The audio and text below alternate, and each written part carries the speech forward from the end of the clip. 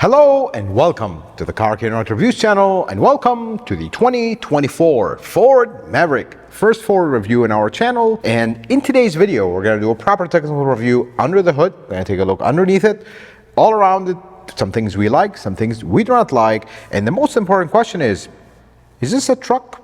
Is it not a truck? What's going on? Let's get started.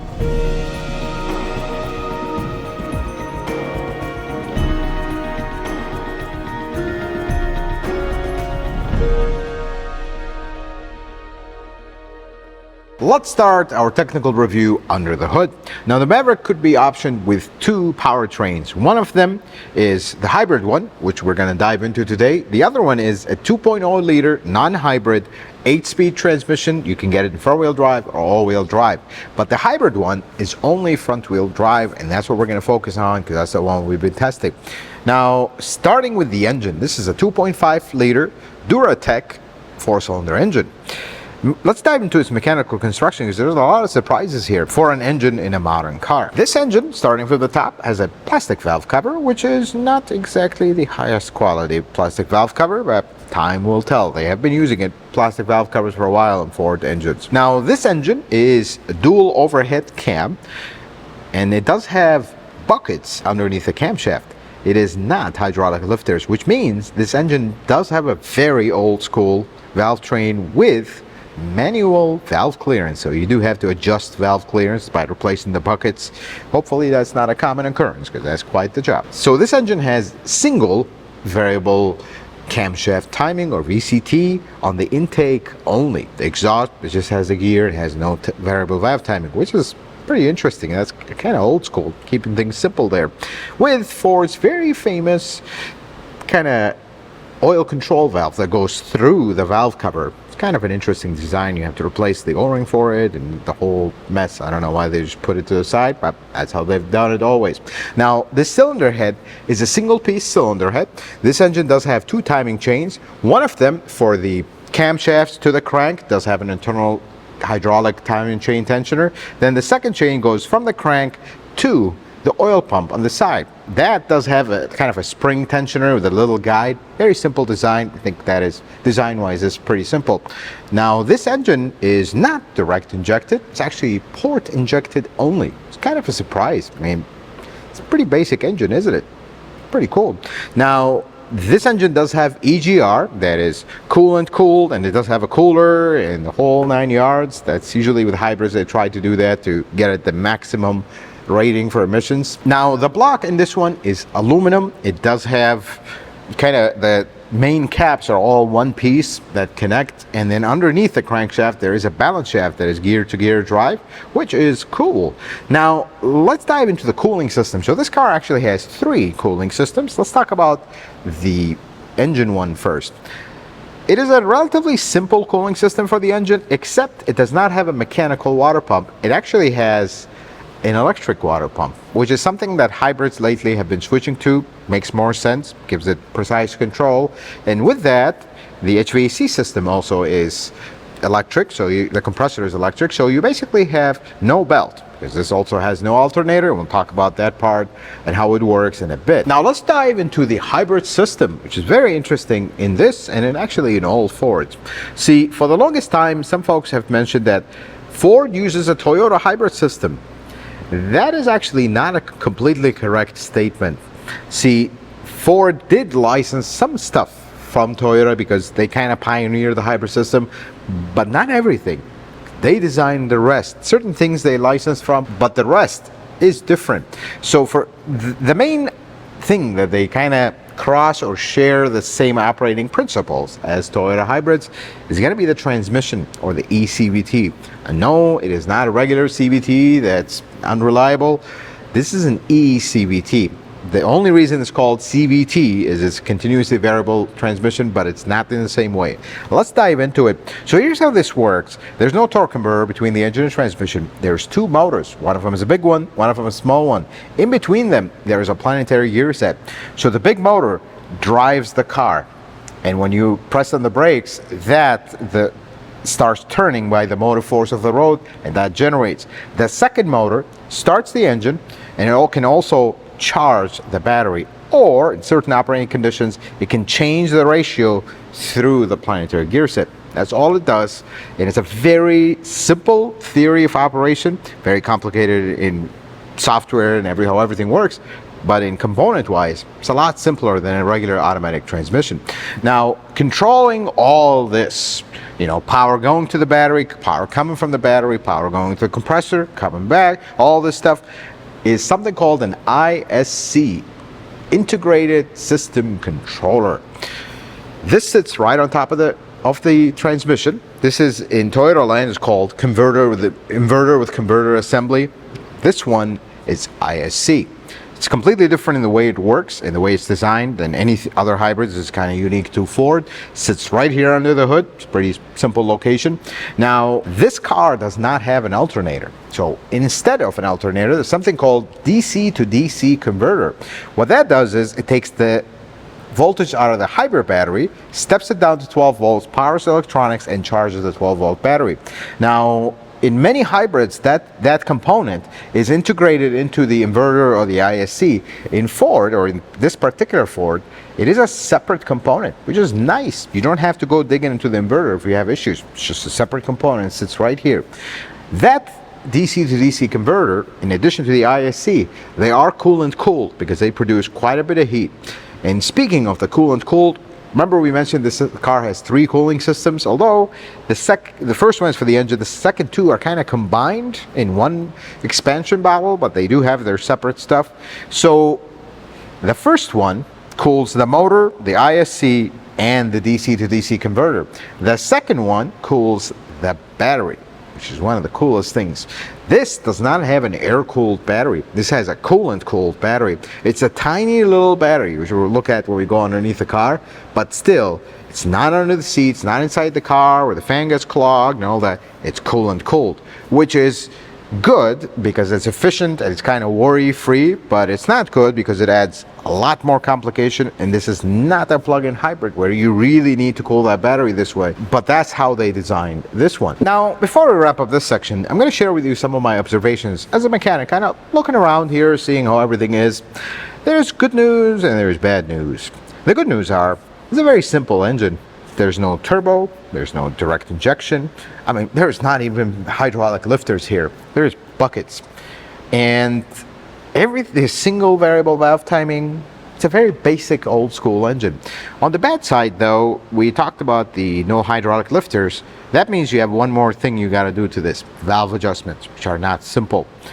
And the biggest thing with this engine is the build quality, or the lack of. That's usually a problem with Ford. I mean, there are some things here that are like, they could do this better. It's not the end of the world, but there are some things that's like, what's going on here? For example, there is a very elaborate non-plastic coolant pipe that sits right on top of the engine. It just kind of runs across it. And that's fine, it's not plastic, but it's such a flimsy little piece that is held up by one zip tie and a barrage of one-time use clamps. It just feels such an afterthought. It's not a good one. And then the overuse of plastics everywhere is concerning, and the non-high quality coolant hoses. And then my favorite one is this one. All the way in the back there is a harness that is held on with a zip tie. Usually zip ties are not a good sign, but they work. But this one, they didn't even bother to pull the zip tie and to tighten the harness. It's just sitting there. That was pretty interesting. But no, I mean, beyond that, that's obviously it's not going to affect anything. There is an over-elaborate use of one-use clamps, which makes service really complicated. There's a lot of plastic.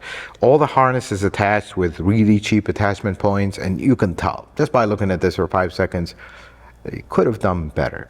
But at the same time, this is not an expensive car, so you kind of expect things like that. Obviously, they're going to have to cut costs somewhere, and this is where they're going to do it. I just wish they would have cut the cost elsewhere, not the important stuff, because the build quality here is not the best. That the truth have to be said. Let's take a look underneath the 2024 Ford Maverick. I love that name. That is so cool. Starting with the very front. Everything is covered. We have one big panel. they left you a little opening. I'm wondering if there was ever a cover here that fell off already, but here's my small observation. So this is supposed to be the opening so you can drain the oil. But let's look around, and when you drain that, that's just gonna go inside the cover and make a giant mess. I mean, just a little bit over would have been nice.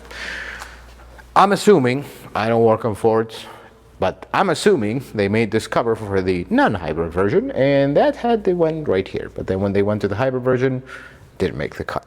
Just an assumption. But here's something interesting about Ford. I don't know why they use Torx to hold all their cover bolts. Eventually these will rust out, and it'll be the end of that. You'll be fighting them. I don't know why the manufacturers do that, but they do. Moving on to the front suspension here. Interesting mix here, because this is a steel knuckle, but it is not painted. That's why it all looks rusty already. It was not painted. That's okay. I mean, this is, after all, a car that are trying to save costs, so to pass that savings to you. Single piston caliper, aluminum lower control arm with a ball joint that is part of it. And this is the McPherson setup. You see the strut at the top, pretty familiar setup. It's actually a very basic suspension, very basic. But then we look around here. I don't know why car manufacturers do this, probably for cost saving again. This is plastic. There's no other way to say it. It's just horrendous, not a good idea. But something that they did here that is cool. If you look all the way up there, that's where the catalytic converter is. And no, this is not a turbo engine. That is pretty cool, because if somebody wants to steal a cat, that's impossible. I think it'll take you 6 hours as a technician just to get that thing out, just all the way up there. Probably not 6 hours, but you know what I mean. That's a good spot for it. Now, the exhaust on Fords historically is not the highest quality in the world. There's just no secret, and you can see it. This one is not terrible in the beginning, but as we go back, things get, yeah. It's not the highest quality exhaust in the world. Let's leave it at that. Now, here's something interesting. When we talked about it, we said the battery was underneath the car. It's actually right here. You can even see the electric sign. This is a good thing, because this is very efficient cooling for the battery. You don't have to worry about a filter and fan clogging and whatnot. The bad thing about it is it adds more complication. You have an entire cooling system to send coolant here and all that to the battery. Air-cooled batteries work if you keep the filter clean and everything, but this is how they did this. But another thing that they have here, they have coolant going to the catalytic converter, to the exhaust. This is what the interesting part is. I said catalytic converter because I'm used to it. There's no catalytic converter here. Catalytic converter is all the way in the front. So are we just using the airflow to warm up the coolant, to help with warm up? I think that's what they're doing here, because there's no catalytic converter here. There's a little radiator, and there is that. Notice two coolant hoses, which is a very, very interesting cover here. I don't know what this cover exactly do. Plastic. One-way use clamp, one-time use clamp. Again, I don't know why manufacturers do the I keep saying one-way, one-time use clamp. Let's get it out right. There's a lot of them in this car. Now, moving on from that, there is interesting observations. If you look all the way up there, see that? Seam sealer, then the seam sealer stops. These two panels can get all kinds of water between them. I don't even see the point of putting that seam sealer, because it's just going to get through in here. And then we look at other spots. There was a spot right here. They put some of that seam sealer between the panels, but then this is open. I don't know what's the point at that point, because water will straight go in here, go inside this panel, and this seam sealer makes absolutely no sense. But that's how they did this, and it's a very interesting setup. This is a muffler. Some of you will say that there is a hole right here. There is, and that is normal actually. Most manufacturers put it a little bit near to the edge so you won't see it, but this one has it in the middle. That is to drain water, and you see all the black around it. That's water draining, and that is normal. Let's look at the back here. This has, for lack of a better word, the simplest suspension you can have in any car. Not a bad thing. This thing actually drives good for this type of suspension. This is a beam suspension. Very rugged, very basic, not much to go wrong with it. You have a shock, spring, and a big old piece of metal. Not much can go wrong with this. But we do have electronic parking brake on the single piston caliper here. Pretty interesting setup. Now in the hybrid, we said we do not have all-wheel drive option. In the non-hybrid, we do. I haven't looked underneath a non-hybrid to tell you how that's set up. I'm assuming not a beam suspension, but don't take my word for that. This is actually the first Ford we get, so we're starting with their designs. The fuel tank is an L-shaped tank. It's a very interesting shape, very interesting location there. It's an L shape, so it comes down here, but it doesn't come down on the other side, and it just sits there. It's a decent sized tank for a car this small. This is a very small car, folks. And when you look at this, I love this. So when you get the base model on these things, this is the steel wheel you get. And you have it here, it works, it's a proper spare tire. Something of a surprise, this is all covered. I'm very surprised, at least on one side. The other side, completely, absolutely wide open. And I mean, I can look here, if you switch the camera here, I can see all the way at the top of the bed. Which is, yeah, that's interesting. But all the wires are exposed, and I don't know why they could have covered this, maybe because of the exhaust. But there's one thing that is very interesting here. I don't know what's the purpose of this. Is that meant to puncture the spare tire when you hit something in the back? It's very interesting to see that. And the trailer hitch is actually bolted to the body, which is pretty cool. And it does have a 4-pin connector. Of course, you're not going to have brake controller because this is not a body on frame. Speaking of that, did you notice there was no frame there? That's the whole point of this. These trucks make sense, folks. And if you notice the construction of the unibody, it kind of mimics a frame. There is a frame kind of built into the unibody. That's how unibodies are. But these trucks make sense. And some folks will get offended when I call it a truck. It is, because it has a bed, but it's not really, because it's a unibody. It does make sense, and we'll talk about that a little bit later in the video. Let's take a look at the outside of the Ford Maverick. I actually like how this thing looks. It just has a utilitarian look. Looks like a truck, even though it's not. We'll get into that. So I like this headlight. It kind of wraps around. You do have some LED here. Again, in the base model, you don't need all that, but it's there if you want it. Now, here is the radar sensor. I love that they actually wrote radar ACC, adaptive cruise control. I like that they label it. Usually manufacturers don't. Now, the design language here is very utilitarian. You got these big openings here that stick out. They're trying to not make it like a truck that isn't a truck that looks cute. It's a truck, but that isn't. We'll get to that in the truck part. But we look at the hood features here. I feel like they got slightly carried away here with the design, because I like this. It comes down here and kind of ends. But then I don't know what happened here. You got this line that kind of comes down and disappears here. It's a bit much, because this is, after all, in the best form, it is a hybrid. In the other form, it's a lesser. But we move on to the side. This is an upper trim, and it does have this little panel here. I like that they didn't put some cheap plastic to make it look more aggressive than it is. Doesn't need it. A couple interesting things. This is a lariat trim. Nicer wheels. I actually do like these wheels. However, this thing was almost designed with steelies, because when, let's put a picture right here of it with steel wheels.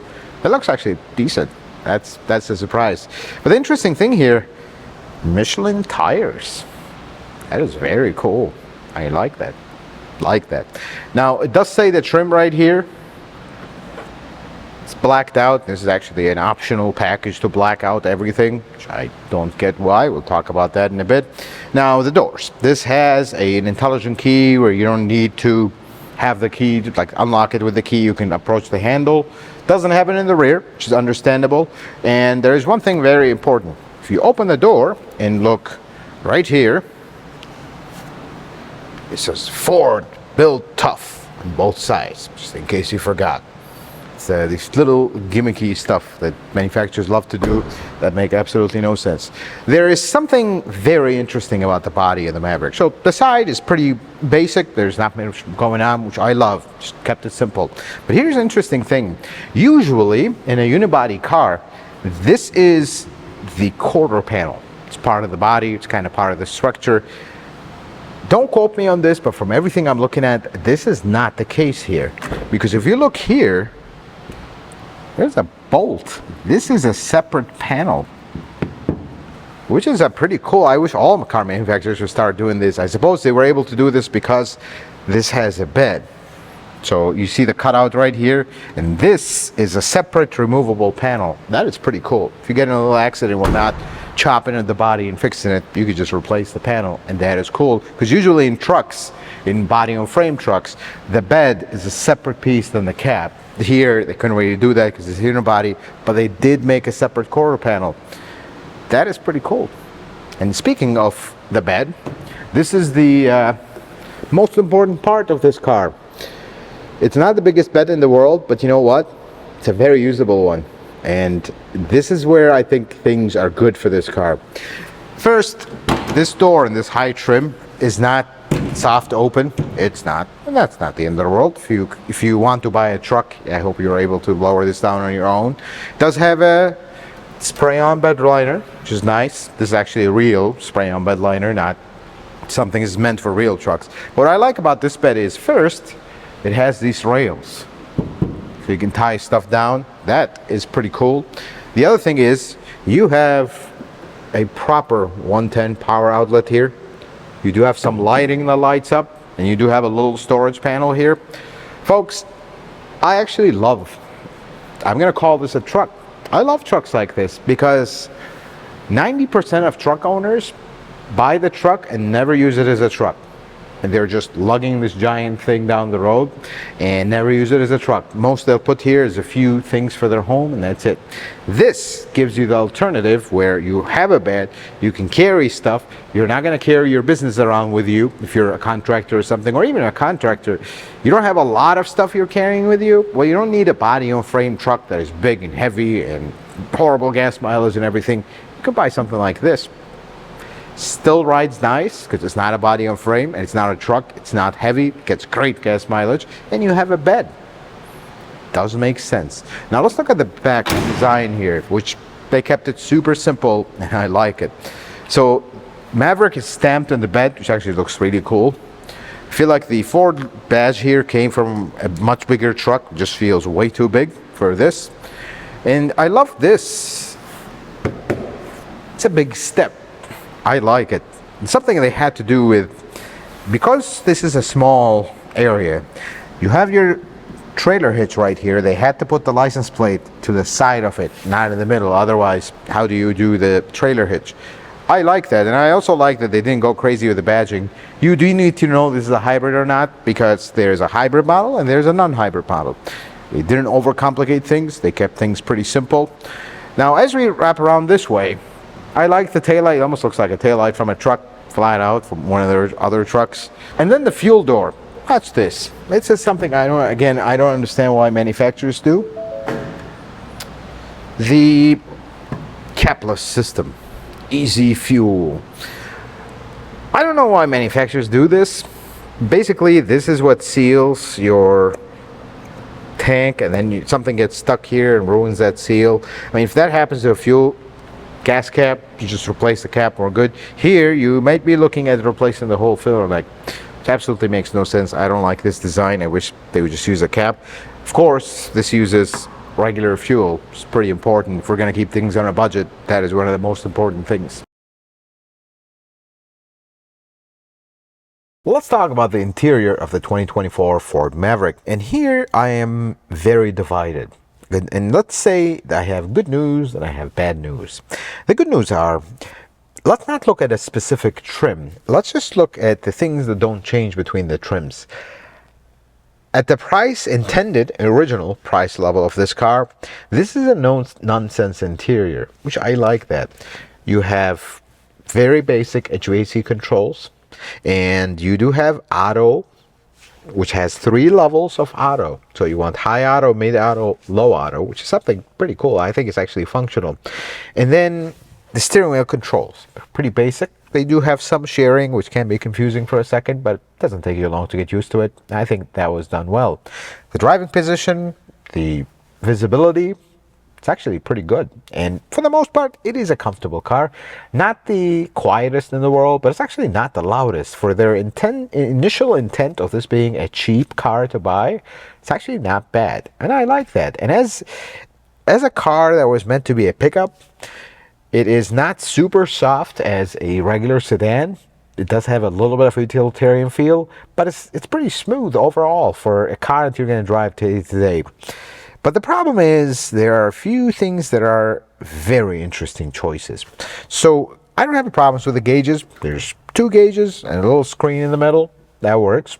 Just kept it simple. The infotainment system is a tiny screen, which is fine. I mean, hey, again, we said no gimmicks. All the controls are here. You don't even need to touch the screen to operate the basics of the radio. And this does have electronic parking brake like we talked about. It's right here. There are some basic controls. I love the storage layout. There's a lot of storage in this car, and that keeps up with its functional approach. But then there are a few interesting choices. This rotary dial for the shifter is the worst idea on the planet. And this particular one, see, some rotary dials, when you turn them and you get to drive, they stop. This one just keeps turning. So I don't really know where we're at. And it's very cheap and flimsy feeling. I wish that was a little bit better, or a little shifter would have been nice. All new cars are going that way. And then the other thing is, why do we exactly have upper trims? Because this was meant to be a cheap pickup that you can buy, that you can put to work, and it does that part pretty well. But this is a higher trim. This is a Lariat edition. Unfortunately, it feels so cheap in here that it's almost an insult that it costs $37,000, because the seats are not really very nice materials. The dash material is a very base, bare bone model type, very hard plastic that it works, but if you're going to pay more, well, you're basically getting the same thing. Even the infotainment system is the same in all the units, and there is not really much else. You do have a little window that opens in the back. You don't have a sunroof, and that's about it. I'm not really sad about the sunroof, but if you're going to pay a higher price, are we supposed to get a little bit better options? That's the first concern. Second one is, the build quality here is not really meant for a car. I feel like this was initially designed as this is a cheap truck you're not gonna pay a lot for it. You're gonna really put it to work and then move on with your day. But the higher trims still reflect that, but you're paying a lot more. And the build quality here is not what you expect to find in a $37,000 car.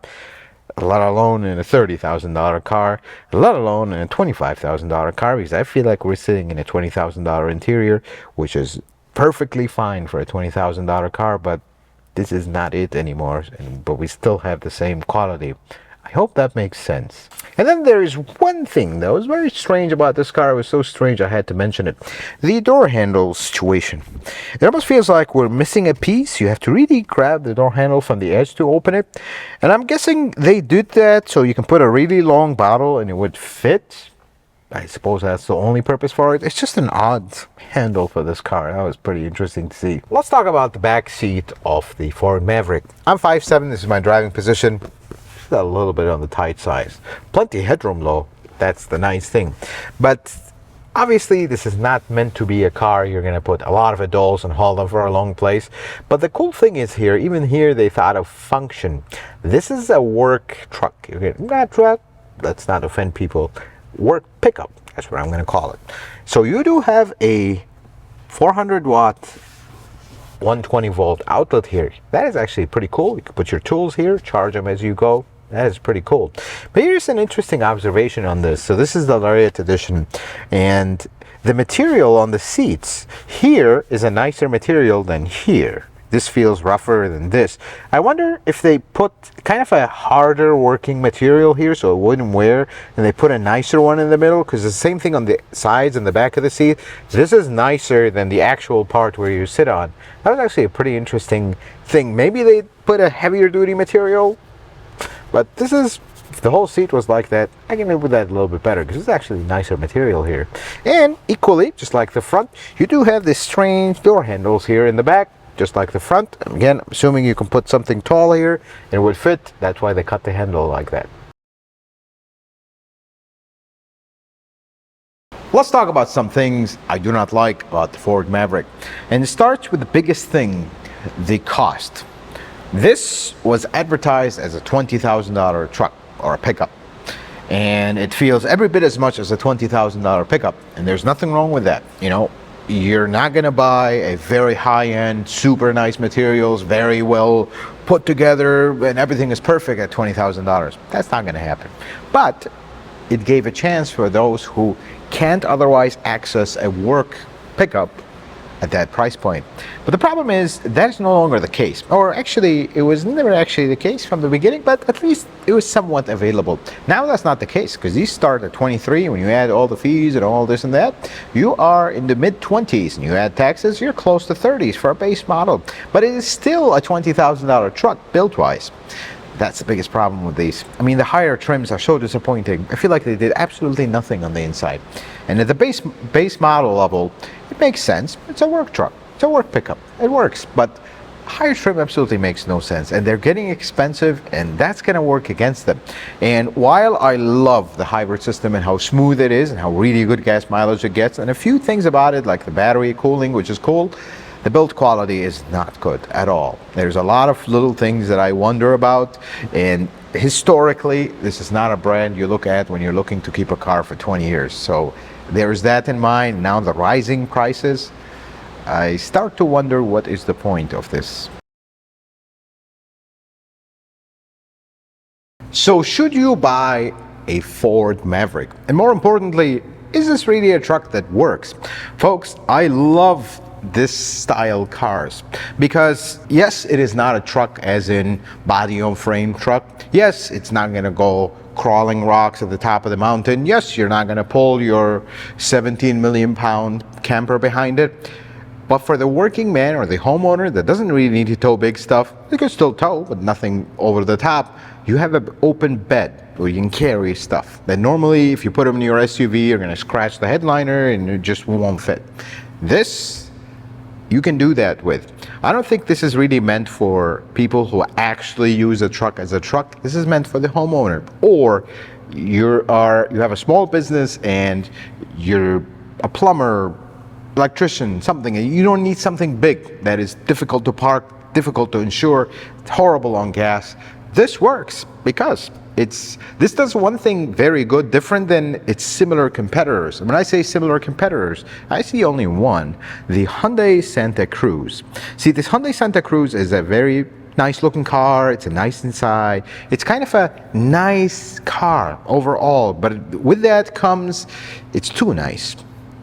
It's not utilitarian. This, on the other hand, it is utilitarian. It has the look, the feel on the inside. The options are meant to be as mini, very light duty pickup. That's what it's meant to do. And it does that pretty good. But this is where things become a problem. See, this particular trim is a Lariat. And be seated for this one. This little not truck is $37,000. That is a big problem.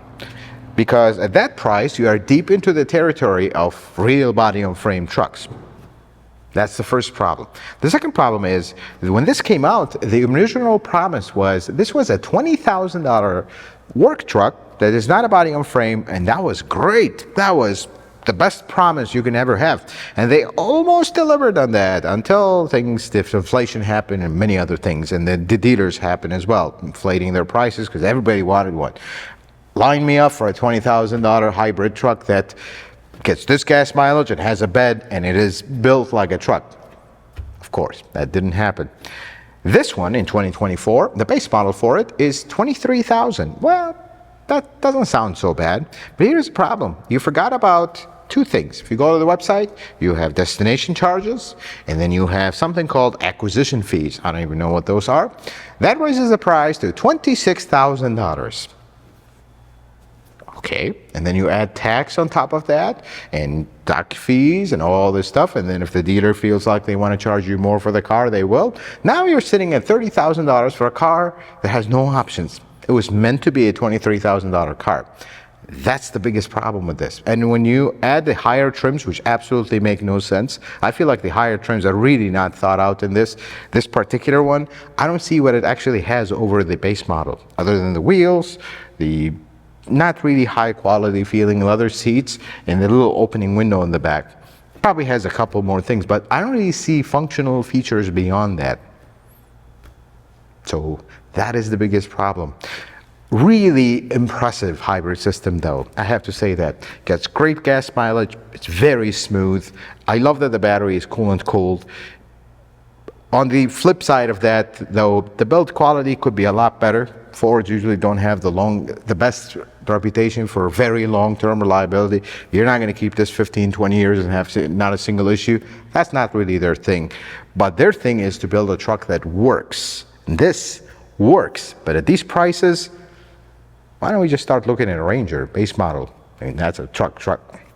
That's the biggest problem. So the way I see it is, and this is what I'm going to leave you with this video. If you want a very basic, non-gimmick pickup, we're not going to leave the truck part out of it. Just a pickup, humble, honest to God pickup that will serve you well. Stick with the lower trims, because of the lower trims, even if you get close to the $30,000 range, it's still a pretty capable truck. There we go, I called it a truck again. But if you need options and gimmicks and you still want the bed, I think that's where the Hyundai Santa Cruz will come in. It's more expensive, but I think it's nicer as a car. This is nicer as a function of a pickup. I hope that makes sense, and that's where we're going to park this video at. Folks, I hope this video was helpful and informative. I hope you learned something new. If you like it, consider giving it a thumbs up. If you're not a subscriber, consider subscribing to the channel. Check out some of my other videos. Until the next video, folks, may the Lord bless you and keep you, and you have yourself a wonderful day.